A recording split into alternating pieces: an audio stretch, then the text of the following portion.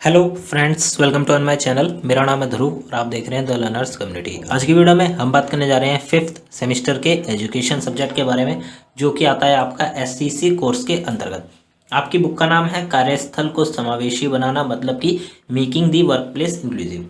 Unit 1 चल रहा है। यूनिट 1 का चैप्टर 3 है, मतलब यूनिट 1 का लास्ट चैप्टर है, पार्ट 1 है। बुक का नाम चैप्टर का नाम है आपका विकलांगता और क्षति के बीच अंतर। मेनली आपको इस चैप्टर में ये पढ़ना है कि विकलांगता के बारे में आपको बेसिक नॉलेज, जो कि हम पहले 2 चैप्टरों में जान चुके हैं, और क्षति और इनके बीच में जो मेन अंतर है इसके बारे में बात करेंगे। चलिए वीडियो को शुरू करते हैं। और अगर अभी तक आपने हमारा चैनल सब्सक्राइब नहीं किया तो प्लीज़ चैनल को सब्सक्राइब करें और वीडियो पूरा देखें। काफ़ी इंपॉर्टेंट वीडियो है आपके एग्जाम के लिए। सामान्य अर्थों में विकलांगता ऐसी शारीरिक और मानसिक अक्षमता है जिसके चलते कोई व्यक्ति सामान्य व्यक्तियों की तरह किसी कार्य को करने में असक्षम होता है। मतलब कि विकलांगता का क्या मतलब है? इसका मतलब है कि ये एक प्रकार से शारीरिक, मतलब किसी व्यक्ति के पूरे शरीर या फिर मानसिक, उसके दिमाग से जुड़ी हुई अक्षमता। मतलब कोई व्यक्ति, आप उदाहरण के तौर पर समझ सकते हैं कि अगर किसी व्यक्ति को शारीरिक विकलांगता है, मतलब कि वो अपने शरीर के किसी अंग की वजह से समान व्यक्तियों की तरह अपने जीवन को नहीं जी पाता है, या फिर अगर उसको मानसिक रूप से विकलांगता है तो वो अपने दिमाग की वजह से क्या हो पाता है, सामान्य व्यक्तियों की तरह अपने जीवन को नहीं जी पाता, और ना ही जो व्यक्ति सामान्य व्यक्ति काम कर पाते हैं वो काम कर पाता है। ठीक है, तो विकलांगता क्या है? शारीरिक या फिर मानसिक एक प्रकार की अक्षमता है जो कि किसी व्यक्ति को सामान्य व्यक्तियों की तरह किसी कार्य को करने में असक्षम बनाती है। अब बात करें विकलांगता की परिभाषा की, तो मरियम वेबस्टर के अनुसार विकलांगता एक शारीरिक, मानसिक, संज्ञानात्मक या विकासात्मक स्थिति है जो किसी व्यक्ति की कुछ कार्यों में संलग्न होने या विशिष्ट दैनिक गतिविधि और बातचीत में भाग लेने की क्षमता को बाधित करती है, हस्तक्षेप या सीमित करती है। तो ये जो आप कह सकते हैं, ये जो परिभाषा है ये आपको ऐसे की ऐसे ही लिखनी है। अब इस परिभाषा के बारे में बात करें तो विकलांगता, ये जो वेबस्टर है ये बताते हैं कि विकलांगता एक प्रकार की शारीरिक भी हो सकती है, मानसिक, संज्ञानात्मक या विकासात्मक हो सकती है, जो कि क्या करती है, एक व्यक्ति को या किसी भी एक व्यक्ति को कुछ आप कह सकते हैं उसका कोई पर्टिकुलर काम हो गया, या फिर कई सारे ऐसे काम हो गए जिसको वो अपने दैनिक जीवन की जो गतिविधि है वो कार्य वो नहीं कर पा रहा। ठीक है, या फिर उस कार्य को करने में बाधित कर रही है, हस्तक्षेप कर रही है। तो इस प्रकार का आप इसको इस प्रकार भी समझ सकते हैं कि कोई व्यक्ति जो कि चलने में असमर्थ है, ठीक है, तो ऐसे काम जो कि सामान्य व्यक्ति चलकर ही कर सकता है, वो व्यक्ति जो कि चल नहीं सकता वो काम कर नहीं पाएगा। परंतु अगर उसके हाथ ठीक है तो वो हाथ वाला तो काम कर लेगा, परंतु चल के करने वाला काम उस व्यक्ति के लिए एक कठिन समस्या होगी। ऑक्सफोर्ड इंग्लिश डिक्शनरी के अनुसार एक शारीरिक या मानसिक स्थिति के रूप में विकलांगता किसी व्यक्ति की गतिविधियां या इंद्रियों को सीमित करती है। ठीक है, तो एक शारीरिक या मानसिक स्थिति हो सकती है विकलांगता, जो कि कोई भी एक पर्टिकुलर व्यक्ति को कोई गतिविधि, जो आप कह सकते हो कुछ काम, या उसकी इंद्रियों को सीमित करती है। विकलांगता को निम्न श्रेणियों में बांटा गया है। ठीक है, तो विकलांगता को इस प्रकार से श्रेणियों में बांटा गया है, जैसे कि जेनरिक, मतलब कि जन्मजात, माता पिता को थी, माता पिता से बच्चे को हुई। ठीक है, हो सकता है माता पिता में किसी को विकलांगता हो, मानसिक या फिर शारीरिक, और वही विकलांगता किसको, जेनरिक तौर पर बच्चे को मिल गई। वहीं जन्मजात, जब बच्चा पैदा होता है तब, जो उन समस्याओं का वर्णन करते हैं जो माँ के संक्रमण या बीमारी या भ्रूण विकास असमानताओं या जन्म दौरान या उसके तुरंत बाद चोट से उत्पन्न होती है। अब इसको समझिए, जन्मदात क्या होता है कि बच्चा माँ के पेट में है, ठीक है, उस समय अगर माँ के गर्भ में आप कह सकते हैं बच्चे को कोई प्रॉब्लम हो रही है, या फिर माँ को कोई प्रॉब्लम है, ठीक है, उसका जो गर्भ है वो पूरी तरह से विकसित नहीं हो पाया। अब उदाहरण के तौर पर समझ सकते हैं कि माँ, जब कोई लेडीज़ प्रेग्नेंट होती है तो उसको इसलिए ध्यान रखा जाता है ज़्यादा कि अगर उसके पेट पे कुछ लगता है, ठीक है, तो उससे सीधा असर बच्चे को पड़ेगा और उसकी मानसिकता पे पड़ेगा। मतलब कि एक प्रकार से क्या होगा, बच्चे का जो मानसिक विकास है वो नहीं हो पाएगा, और तो और उसका मानसिक विकास बिगड़ सकता है। इसीलिए जब प्रेग्नेंट लेडी होती है उसका बहुत ज़्यादा ध्यान रखा जाता है। अब देखिए, बच्चा पैदा हुआ, तुरंत उसको कोई चोट लग गई तो उसकी क्या होगी, उसको विकलांगता हो सकती है। हो सकता है उसके दिमाग पे चोट लग गई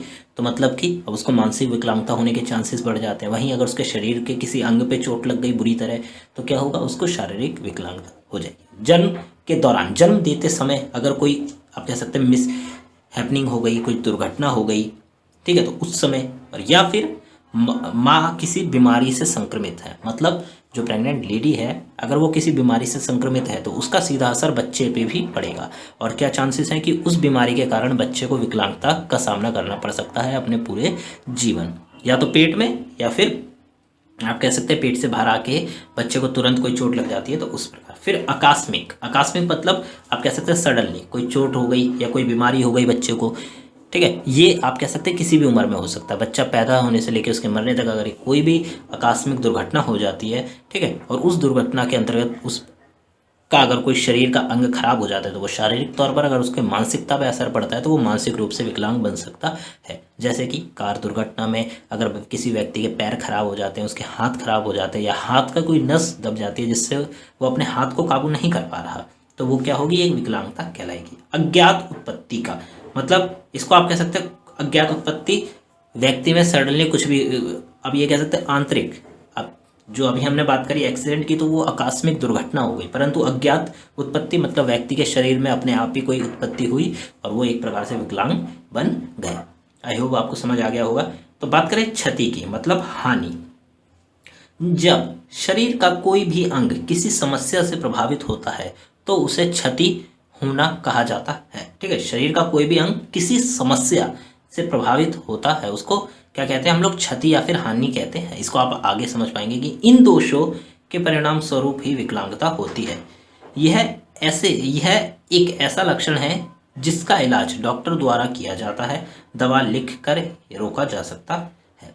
इन दुर्बलताओं को अक्सर विकलांगता के कारण के रूप में भी उद्धृत किया जाता है। मतलब अब समझिए कि किसी व्यक्ति को छोटी छोटी क्या कह सकते हैं आप, उसके शरीर में हानियां हैं, ठीक है, आप कोई भी उदाहरण ले सकते हैं कि किसी व्यक्ति को आप देखने में थोड़ी सी प्रॉब्लम हो रही है, ठीक है, तो वो क्या है, उसकी आपकी दृष्टि की उसकी हानि है, देखने की क्षमता में उसकी हानि है, परंतु वही हानि कुछ समय बाद क्या होगी, उसकी एक विकलांगता बन जाएगी कि वो नहीं देख पा रहा। क्यों? क्योंकि वो उसकी आंखें जो थी वो शुरुआत में तो हानि झेल रही थी, परंतु कुछ समय बाद ही वो पूरी तरह से विकलांगता के दौर में आ गई। इसी प्रकार कोई व्यक्ति जिसकी हाथ की जो है वो उंगलियां ठीक प्रकार से अभी काम नहीं कर रही तो वो एक प्रकार से क्या है, हानि है, परंतु कुछ समय बाद जब वो पूरी तरह से काम करना बंद कर देंगी तो वो उसके आप कह सकते हैं शारीरिक विकलांगता के अंतर्गत आ जाएगी। मतलब कि ये जो दोष है, मतलब ये जो हानि है या क्षति है, क्षति ही परिणाम स्वरूप क्या निकलती है, क्षति का परिणाम क्या निकलता है, विकलांगता निकलता है। ऐसे लक्षण जिनका आप कह सकते हैं कि जो क्षति है ना, इसको तो ठीक किया जा सकता है, परंतु विकलांगता को ठीक करना बहुत ही मुश्किल हो जाता है। इस क्षति को किस प्रकार कर सकते हैं, डॉक्टरों के द्वारा इलाज करवा के किया जा सकता है या फिर दवाइयों के द्वारा किया जा सकता है। और यही जो दुर्बलता, आप क्षति को कई शब्दों में कहते हैं, दुर्बलता भी कह सकते हैं, हानि भी कह सकते हैं, क्षति भी कह सकते हैं। तो ये जो दुर्बलता है ना, ये अक्सर विकलांगता के कारण के रूप में सामने आती है। विकलांगता और क्षति के मध्य अंतर क्या है, अब अंतर देख लेते हैं।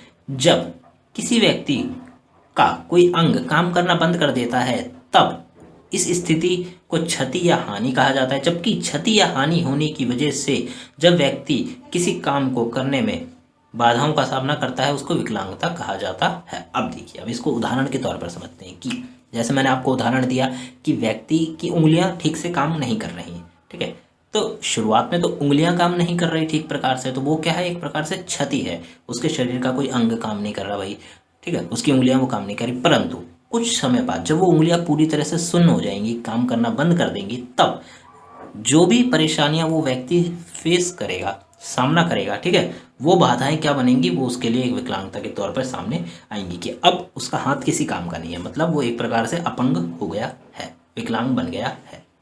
अब बात करें हानि की। हानि या क्षति का उदाहरण, जब किसी ड्राइवर का गाड़ी चलाने के दौरान एक्सीडेंट हो जाता है और उस एक्सीडेंट में वह अपनी टांगे खो देता है तो यह क्षति कहलाती है। अब देखिए, अब क्या है, कोई व्यक्ति गाड़ी चला रहा है, एक्सीडेंट हुआ, उसने अपनी क्या टांगे खो दी। अब टांगे खो दी तो वो क्या हो गई, उसके शरीर पर कोई क्षति पहुंच गई। जब यही ड्राइवर अपने टांगे खोने की वजह से दैनिक क्रियाकलाप जैसे चलना, उठना, बैठना, गाड़ी चलाना आदि जैसे कामों में सक्षम होगा तो वो क्या कहलाएगी, विकलांगता कहलाएगी।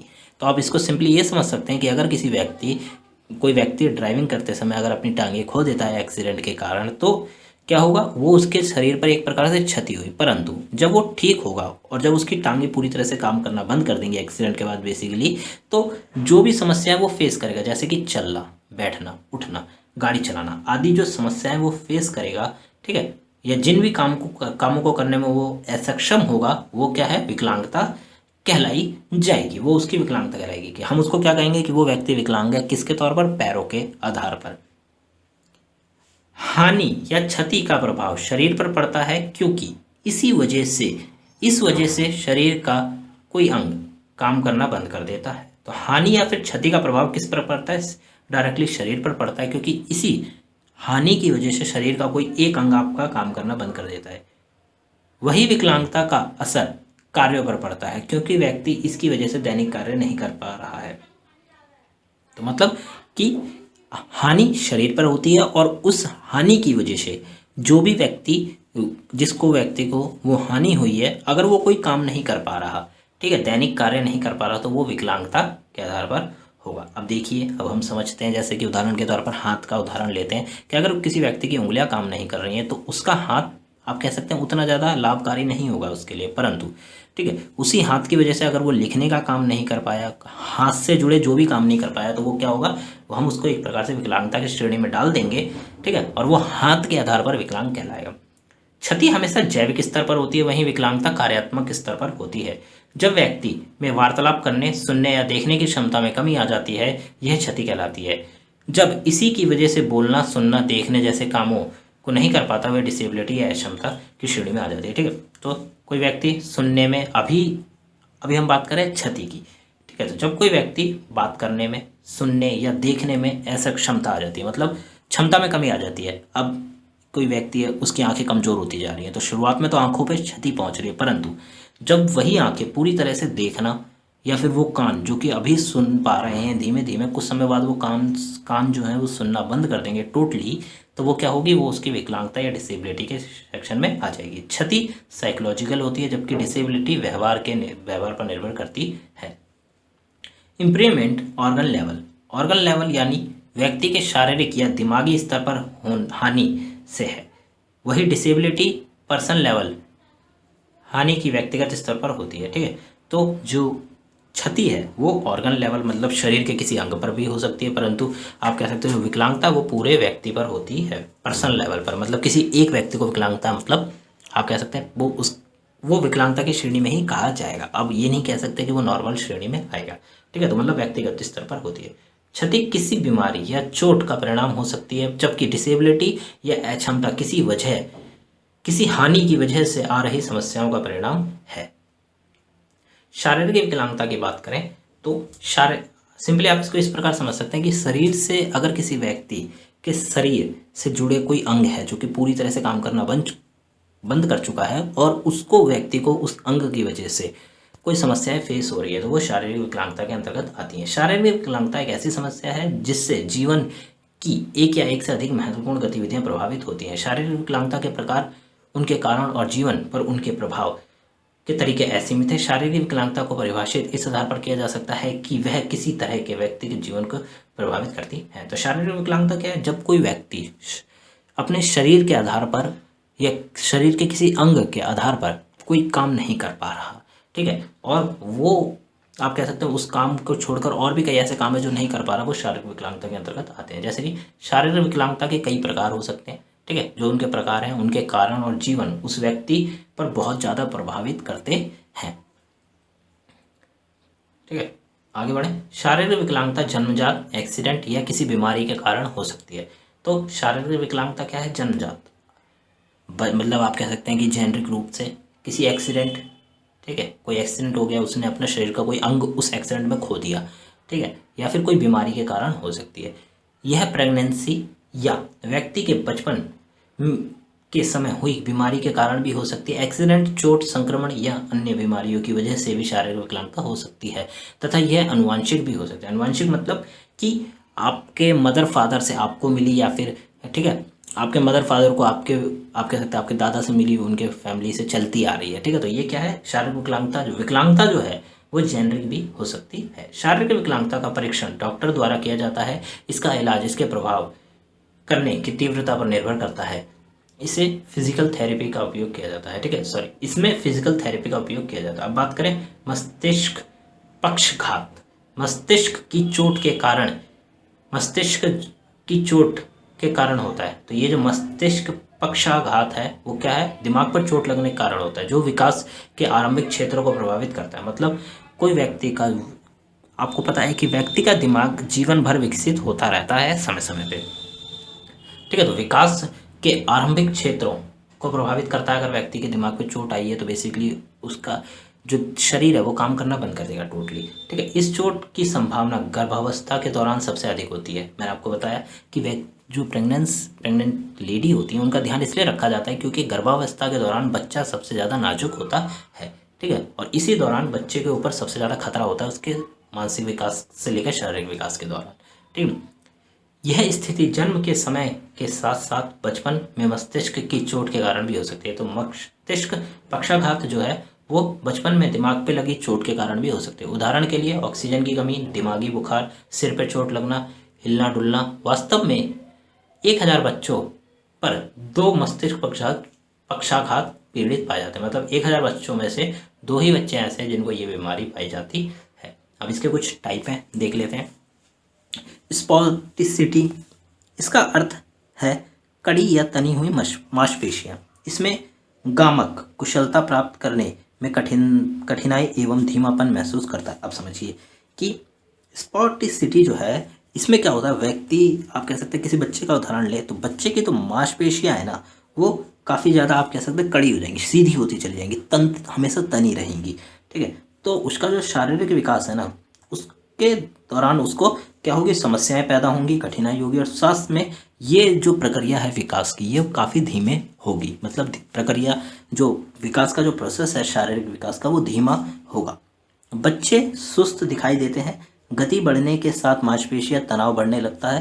क्रोध या उत्तेजना की स्थिति में मांसपेशियां कड़ापन और भी बढ़ जाता है, ठीक है।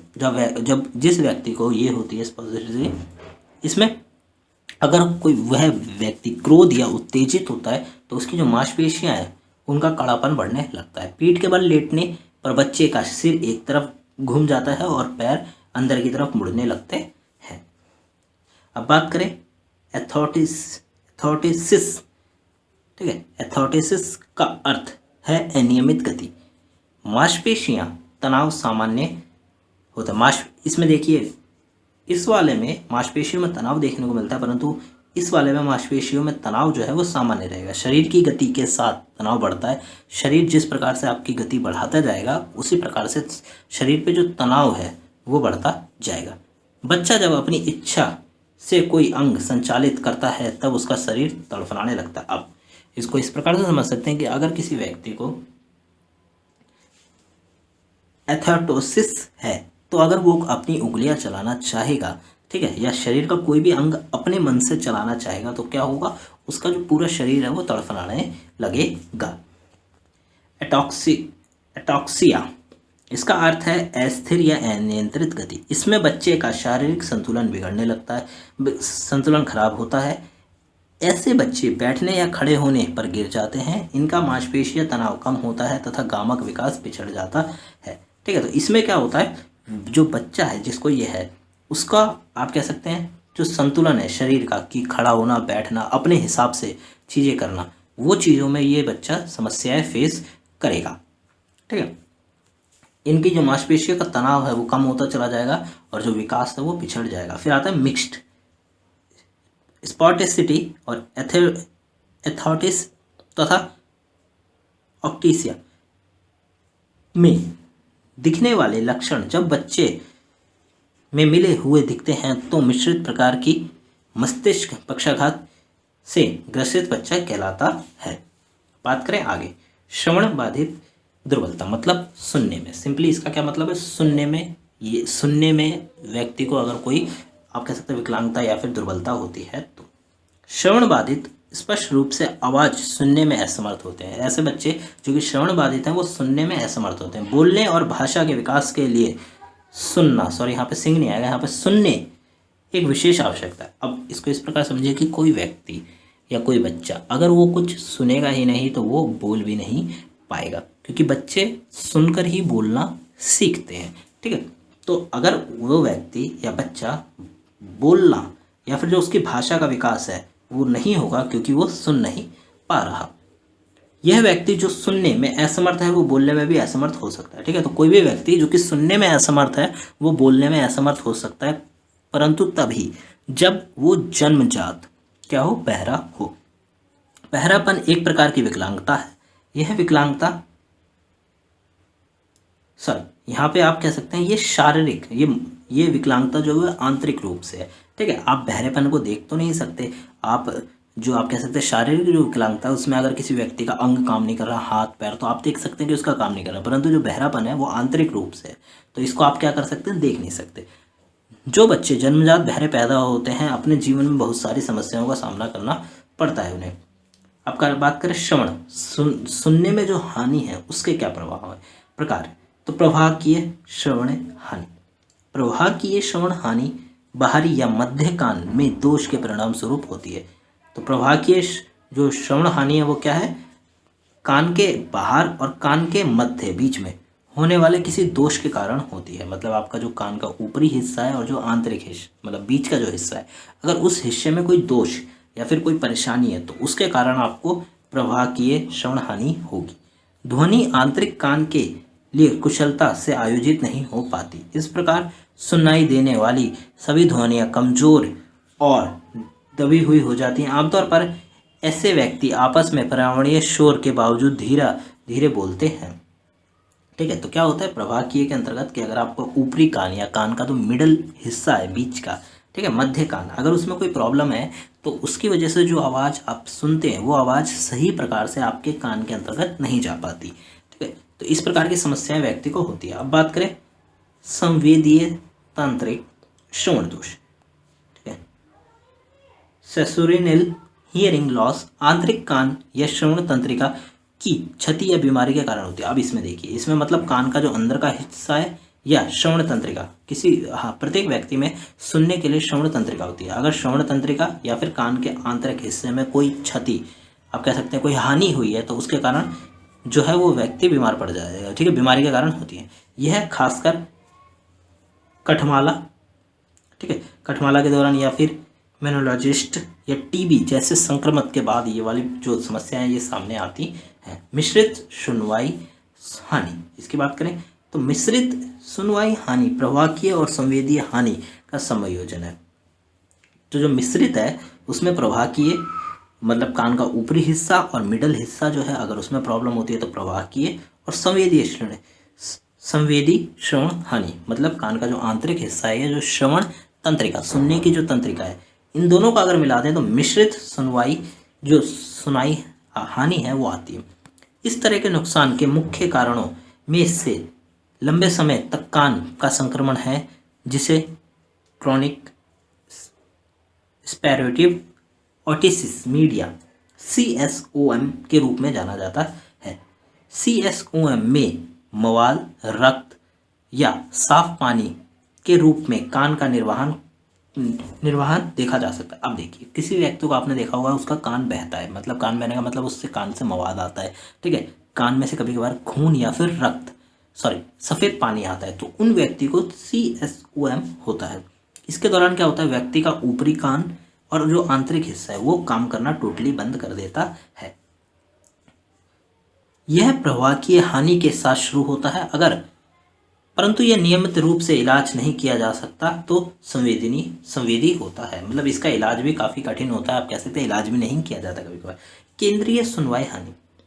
केंद्रीय सुनवाई हानि मस्तिष्क में तांत्रिक मार्ग और श्रवण केंद्र की क्षति, विकृति या संक्रमण के कारण होती है। अब देखिए, केंद्रीय सुनवाई हानि कब होती है, जब दिमाग में तंत्रिका मार्ग जो आपके दिमाग में न्यूरल सिस्टम है, ठीक है, और श्रवण केंद्रीय केंद्र जो सुनने की जो आपकी क्षमता है उसका जो केंद्र है, अगर उस केंद्र पे कोई हानि आती है, कोई क्षति पहुंचती है, ठीक है, किसके कारण हो सकता है, कोई विकृति हो सकती है, कोई संक्रमण के कारण हो सकता है, तो केंद्रीय सुनवाई हानि सामने आती है। बच्चा सुन सकता है लेकिन जो वह सुनता है उसे समझने में कठिनाई होती है। अब इसमें क्या है, कोई व्यक्ति सुन तो सकता है परंतु जो क्या सुना उसने ये समझने में उसे कठिनाइयाँ होती है। सीखने की अक्षमता या धीमा सीखने वाले के रूप में वर्गीकृत कुछ बच्चों को इस प्रकार की सुनवाई की हानि होती है। अब बात करें कम श्रवण बाधित बालक। अब ये भी कुछ प्रकार ही हैं जो आप कह सकते हैं सुनने के। सामान्य बातचीत का स्तर आप कह सकते हैं जो हम लोग बात करते हैं वो 65 डेसिबल होता है, मतलब 65 dB। किंतु श्रवण बाधित बालकों जो बालक होते हैं 35 से 51 डेसिबल की श्रवण बाधित होती है। ठीक है, जो भी व्यक्ति जो सुनने में कमजोर है उसकी 35 से 51 डेसिबल होती है, और हम लोग किस में बात करते हैं 65 में। अर्थात ये बालक 54 डेसिबल तक ध्वनि को नहीं सुन पाते। यदि सामान्य स्तर पर बातचीत की जाए तो बालक आसानी से सुन लेता है, परंतु उससे धीमे स्तर पर बोलने पर बालकों को सुनाई नहीं देगा। ठीक है, तो कम श्रवण बाधित बालक कौन से होते हैं? ऐसे बच्चे जिनको बेसिक लेवल की जो सुनाई देती है, जो हम लोग नॉर्मली बात करते हैं अपनी लैंग्वेज में, या फिर अपनी जो आप कह सकते हैं स्पीड साउंड जो है उसमें बात करें, परंतु अगर हम अपनी जो बेसिक बातचीत है उसकी आवाज़ को कम करके बात करें ना, तो इन बच्चों को सुनाई नहीं देगा। मंद श्रवण बाधित बालक, यह बालक 55 से 69 डेसिबल का क्षय रखते हैं। ठीक है, इनका क्या होता है 55 से 69 डेसिबल तक ये लोग सुन पाते हैं। सामान्य स्तर पर अर्थात 65 डेसिबल स्तर पर बोलने पर यह बालक सामान्यतः सुन नहीं पाते, थोड़ा ऊंचा बोलने पर सुनते हैं। तो इसमें क्या है, हम लोगों को अगर मंद श्रवण बाधित बालक है तो इनसे हमें थोड़ा तेजी में बात करना होगा। गंभीर रूप से श्रवण बाधित बालक, इन बालकों को 70 से 89 डेसिबल श्रवण बाधित होती है। यह काफ़ी ऊंचा सुनने वाले जो सामान्यतः कठिन होते हैं सुन पाते हैं। ठीक है, तो 70 से 89 डेसिबल के जो बच्चे हैं जिनकी सुनने की क्षमता है, उनको हमें काफ़ी तेज भाषा में तेज आवाज़ में बोलकर उन्हें समझाना होता है। ठीक है, उनकी सुनने की जो क्षमता है वो काफ़ी कम होती है। पूर्ण श्रवण बाधित बालक, ऐसे बालक जो श्रवण बाधित 90 या उससे आगे डेसिबल स्तर करते हैं, बहुत ऊंचा बोलने पर भी कुछ ही शब्द सुन पाते हैं। तो ऐसे बच्चे जिनको पूर्ण श्रवण बाधित है, ठीक है, वो बहुत ऊंचा बोलने पर भी केवल कुछ शब्द को समझ पाते हैं, सुन पाते हैं। अथवा कुछ बालक अक्षर सुन लेते हैं। कुछ बच्चे अक्षर सुन पाते हैं, कुछ बच्चे सुन ही नहीं पाते। ऐसे वर्ग सारांश में निम्नलिखित है। ठीक है, तो इनका आप इस प्रकार देख सकते हैं कि श्रवण बाधित का वर्गीकरण। कम बाधित बालक 35 से 51 तक सुन पाते हैं। मंद बाधित बालक जो हैं 55 से 69, गंभीर 70 से 89, और जो पूरी तरह से बहरे हो चुके हैं वो 90 से 100 के बीच में ही सुन पाते हैं। दृष्टि बाधित की बात करें तो कोई व्यक्ति जो कि देखने में असक्षम है, ठीक है, वो दृष्टि बाधित के अंतर्गत आता है। दृष्टि बाधित में आंशिक और दृष्टि की पूर्ण नुकसान वाली हानि संबंधित है। मतलब कि कोई व्यक्ति जिसकी देखने की क्षमता है वो या तो कम होती जा रही है या फिर पूरी तरह से समाप्त हो चुकी है, तो वो दृष्टि बाधित के अंतर्गत आता है। वह बच्चे जो दृष्टि बाधित समस्या का सामना करते हैं उनके जीवन में कई प्रकार की समस्याएं आती हैं, जैसे कि संचार समस्या। किसी व्यक्ति से संचार करना उन व्यक्तियों के लिए कठिन होता है जो देख नहीं पाते। गैर मौखिक मतलब लिखित या फिर किसी और तरीके से, मतलब बिना बोले पर किसी और तरीके से संचार करना उनके लिए क्या होती है, समस्या होती है। दृष्टि बाधित एवं जो आप कह सकते हैं दृष्टि बाधित बच्चे हैं उनके लिए किस प्रकार की आप कह सकते हैं किस प्रकार से ये समस्या हो सकती है। तो आंख पे चोट लगना, किसी व्यक्ति की आंख पे चोट लग गई मतलब उसकी आंख फूट गई तो अब वो नहीं देखता। खेलते समय, काम के दौरान या किसी दुर्घटना में आंख पे चोट लगने से स्थायी दृष्टि हानि का हो जाना। आंखों का संक्रमण मतलब आंख में इन्फेक्शन हो जाना जिससे कि व्यक्ति की देखने की क्षमता चली गई। ठीक है। एंडीलिया, यह बचपन में आम है। विकार विभिन्न तरीकों से प्रकट हो सकता है। भटकती आंखें, आंखों के बीच समन्वय की कमी या खराब गहराई सहित अनुभूति। तो इस प्रकार की आप कह सकते हैं इन चीज़ों से बेसिकली किसी व्यक्ति को अंधापन हो सकता है। बात करें दृष्टि बाधित बालकों का वर्गीकरण, तो सबसे पहले आता है आंशिक रूप से दृष्टि बाधित, मतलब जो काफ़ी कम है, जिनका लेवल कम है। आंशिक रूप से दृष्टि बाधित बालक वह होते हैं जो बड़े अक्षरों को मुद्रित भाषा या उत्तम दर्पण की सहायता से पढ़ पा सकते हैं। इनकी दृष्टि क्षमता 20 से 70 तथा उत्तम आँखों में होती है। यह 20 फीट की दूरी तक देख सकते हैं। इसके अंतर्गत सामान्य बालक 70 फीट की दूरी तक देख सकता है, परंतु बाधित बालकों की दृष्टि सामान्यतः बीमारी आदि के कारण कम हो जाती है। आप देखिए आंशिक रूप से बाधित क्या होता है कि कोई व्यक्ति जिसकी देखने की क्षमता अभी पूरी तरह से गई नहीं है वो देख सकता है। तो वो कितना देख सकता है, ठीक है, उसके आप कह सकते हैं 20 से 70 उसकी जो नंबर की आंखों का जो हिसाब है वो 20 से 70 के बीच में होता है और वो 20 फीट की दूरी तक देख सकता है। परंतु जो आम व्यक्ति है जिसकी आंखों में कोई दिक्कत नहीं है वो 70 फीट की दूरी तक देख सकता है और समय के साथ साथ क्या होता है उसकी देखने की क्षमता भी चली जाती है। गंभीर रूप से दृष्टिबाधित बालक कौन से, तो जो कि आप कह सकते हैं जिनकी टोटली आंखों की जो क्षमता है वो जा चुकी है। गंभीर रूप से दृष्टिबाधित बालक की पहचान अत्यंत सरल है। यह बालक ब्रेल लिपि के द्वारा पढ़ाए जाते हैं, ठीक है, मतलब इनकी दृष्टि, अब देखिए ब्रेल लिपि आपने देखा होगा वह बच्चे जो कि देख नहीं सकते, ठीक है, उनके पढ़ने का तरीका क्या होता है, क्योंकि वो अपने हाथों से अक्षरों को महसूस करके, क्योंकि अक्षर उठे होते हैं मतलब उकेरे होते हैं, उनको समझते हैं। तो क्या होता है इस लिपि के द्वारा ये लोग समझते हैं। इनकी दृष्टि क्षमता 2 से 2/20 के बीच में होती है तथा यह श्रव्य तंत्र का भी प्रयोग करते हैं।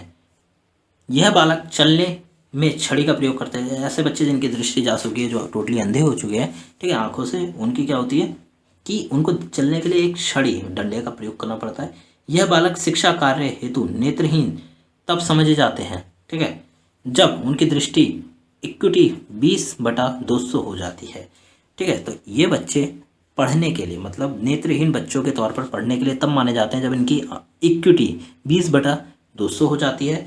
इससे कम होने पर अथवा इस प्रकार की कोई अन्य असमर्थता पर इन बालकों को अंधों की श्रेणी में डाल दिया जाता है। मतलब इन बालकों को जब बच्चे इस स्थिति में आते हैं कि वो देख नहीं पा रहे तो वो अंधे की श्रेणी में अपने आप चले जाते हैं। तो ये था आपका चैप्टर 3 का पार्ट 1, जिसमें हमने जो आप कह सकते हैं शारीरिक विकलांगता उसके बारे में बात करी। नेक्स्ट पार्ट में मानसिक विकलांगता, ठीक है, और तांत्रिक विकलांगता जो है आपके न्यूरल सिस्टम, उसके बारे में बात करेंगे। तो वीडियो कैसी लगी आप हमें जरूर बताएं। वीडियो अच्छी लगी तो वीडियो को लाइक करें, चैनल को सब्सक्राइब करें, जितना हो सके वीडियो को शेयर करें। अगर आपको कोई भी डाउट में प्रॉब्लम है तो आप हमसे कमेंट बॉक्स में पूछ सकते हैं, हम आपको और ज़्यादा एक्सप्लेनेशन में समझा देंगे। डिस्क्रिप्शन बॉक्स में लिंक दिया गया है हमारी वेबसाइट का, हमारे टेलीग्राम का और इंस्टाग्राम का, वहाँ जाके हमें ज्वाइन कर सकते हैं। मिलते हैं अगली वीडियो में। Thanks for visiting on my channel guys.